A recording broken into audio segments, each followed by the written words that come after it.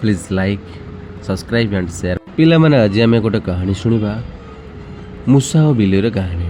एक समयर कथा। एक पुराणा घरे बहुत मूषा रोते से माने प्रतिदिन रोषे घर को जाई धान और खाद्य सब चोरी करी आणुले। घर मालिक ये सब देखी चिंतारे पड़गले।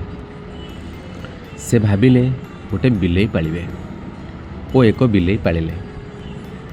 आप पिला माने तुम तो सब जानी थीबो बिलेई मूषा मानकर शत्रु। जेबे मूषा माने बिलेई की देखिला माने मूषा माने डर रे पूरा थरहर। पिला माने तुम तो सब जानी ए विषय। जेबे मूषा माने बाहरु थिले बिलेई सेमानकु ऊपर को झपटी पकाउथिला। मूषा माने डरी निज गातरे लुचि जाउथिले। गोटे दिन आसिला मूषा माने एक मीटिंग डकाइले।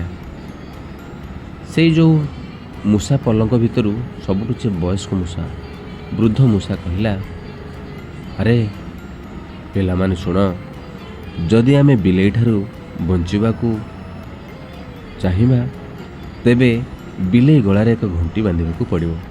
से आसुथिया बेले आम्भे माने प्रथमे जानी परिबा। सबु मूषा माने यही भावना रे खुशी हो गले। किंतु परे एक छोट मूषा पचारिला, भावना तो बहुत बढ़िया, घंटी भी बहुत सुंदर है, किंतु बिलेई बेकरे घंटी बांधिबो किए? सबु मूषा माने परस्पर को मुह को देखा लगिले, किंतु केही हिम्मत देखाइले नहीं। शेषर मीटिंग रे कौनसी समाधान बाहर पारला नहीं।